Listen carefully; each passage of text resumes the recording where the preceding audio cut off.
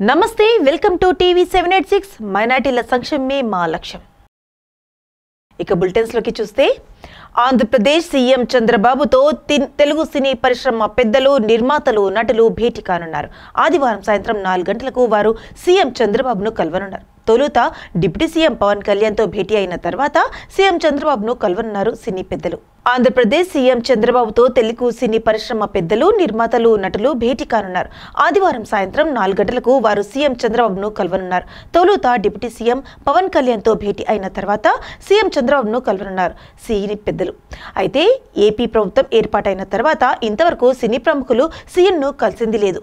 కేవలం deputy CM Pawan Kalyan మాత్రమే కలిశారు. అయితే ఇటీవల థియేటర్ల బంద్ సంబంధించిన విషయంపై స్పందించిన నటుడు AP deputy CM Pawan Kalyan ఈ విషయంపై సీరియస్ అయ్యారు. ఈ సందర్భంగా కొత్త ప్రభుత్వం ఏర్పాటు అయిన సినీ ప్రముఖుల ఒక్కసారినా సీఎంను కలిశారా అని ప్రశ్నించారు.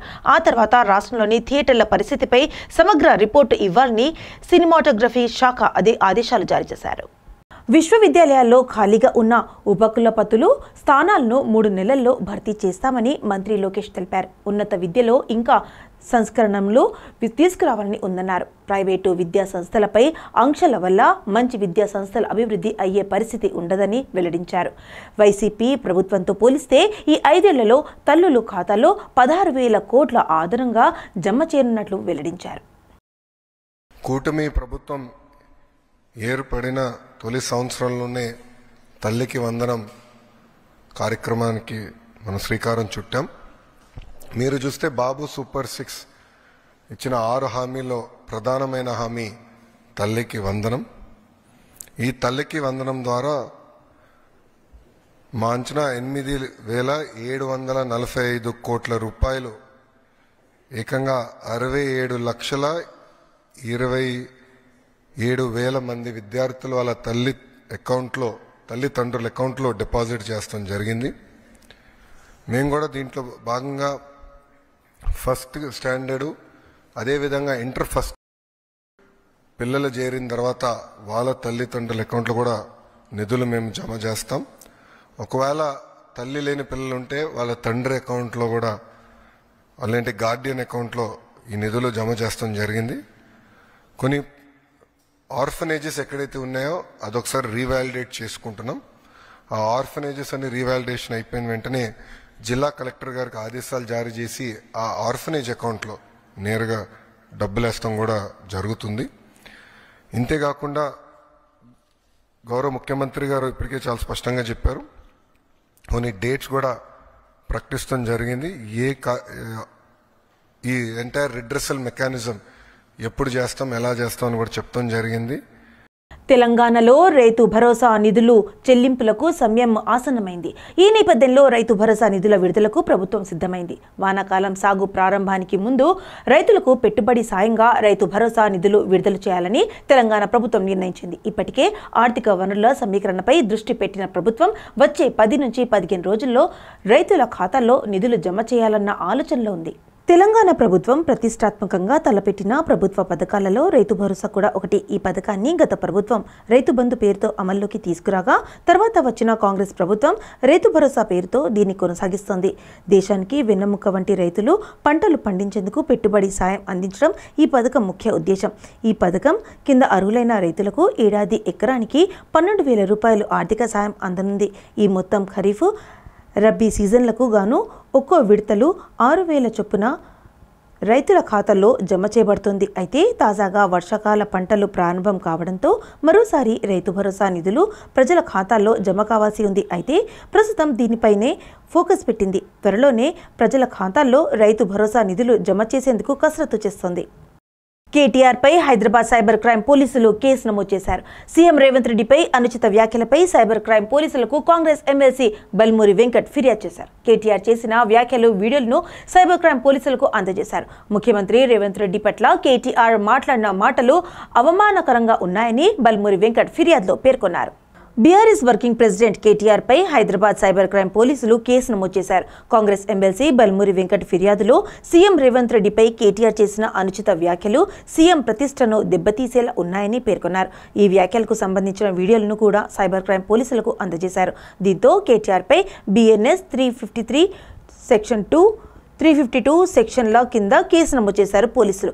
మరోవైపు Huzurabad MLA Kaushik Reddy social media platform ఎక్స్లో సీఎం రేవంత్ను లక్ష్యంగా చేసుకుని అవమానకరమైన పరువు నష్టం కలిగించే కంటెంట్ను పోస్ట్ చేశారని బల్మూరి వెంకట్ మరో ఫిర్యాదులో ఆరోపించారు. ఈ పోస్టులలో అభ్యంతరకరమైన భాష, తప్పుదారి పట్టించే కథనాలు ఉన్నాయన్నారు. ప్రభుత్వ ప్రతిష్టకు హాని కలిగించి శాంతికి భంగం కలిగించాలనే ఉద్దేశంతో కౌశిక్ రెడ్డి నిరాధారమైన ఆరోపణలు చేశారని ఆరోపించారు. ఈ ఫిర్యాదుపై కౌశిక్ రెడ్డిపై ఐటీ చట్టంలోని సెక్షన్ 67 బిఎన్ఎస్ సెక్షన్లు 353 352 కింద కేసు నమోదైంది. తెలంగాణ ప్రభుత్వంతో పాటు రాష్ట్ర పోలీసుల తీరుపై బీఆర్ఎస్ సీనియర్ నేత ఆర్ఎస్ ప్రవీణ్ కుమార్ తీవ్ర స్థాయిలో మండిపడ్డారు. 2025 జనవరి 28న ఫార్ములా ఈ కేసులో సీఎం రేవంత్ రెడ్డి వల్ల రాష్ట్రానికి రావాల్సిన వేలాది కోట్ల రూపాయల ఆదాయానికి గండిపడిందని నార్సింగ్ పోలీసుల స్టేషన్లో ఫిర్యాదు చేశారు.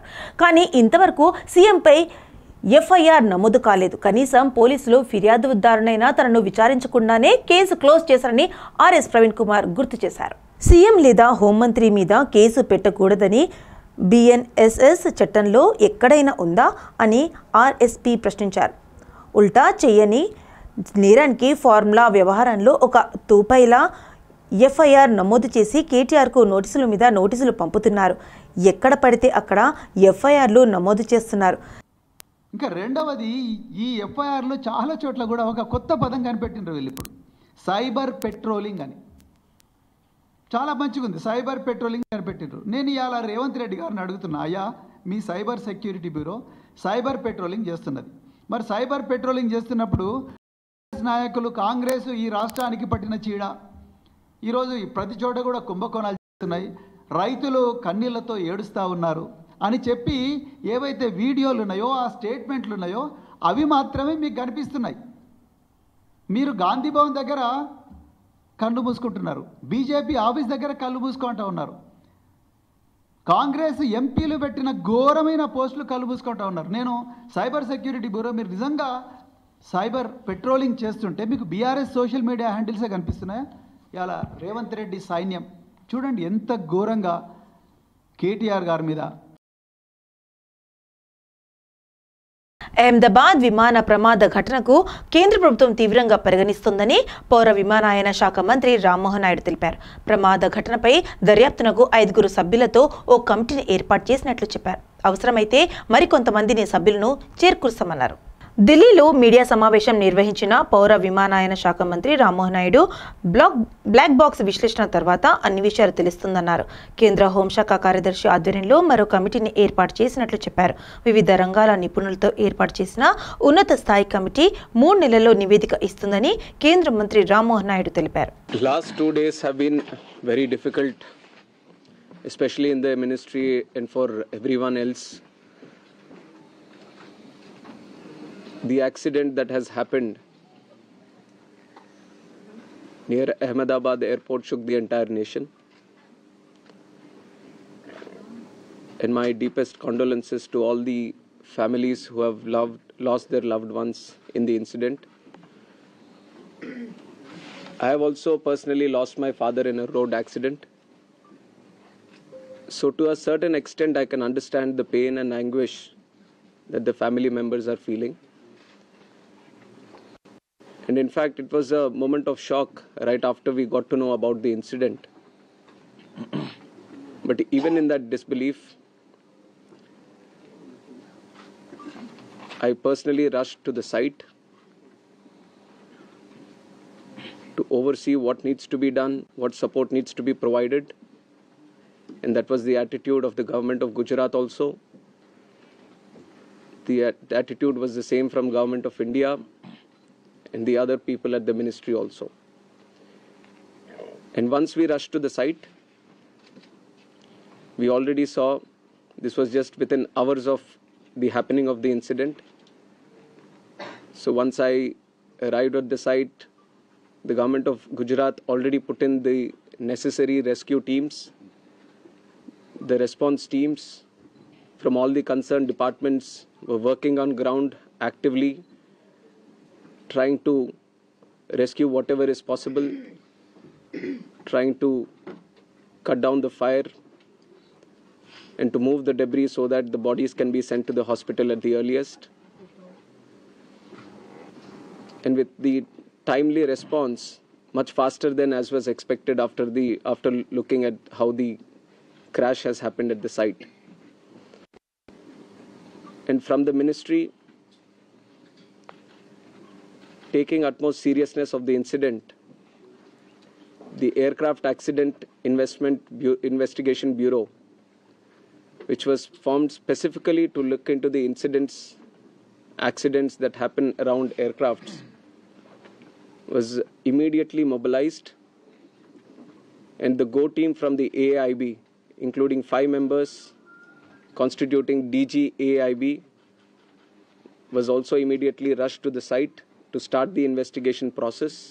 ఇవి ఇప్పుడు అప్డేట్స్. ఇంకా అప్డేట్స్ కోసం stay tune with TV 7 at 6.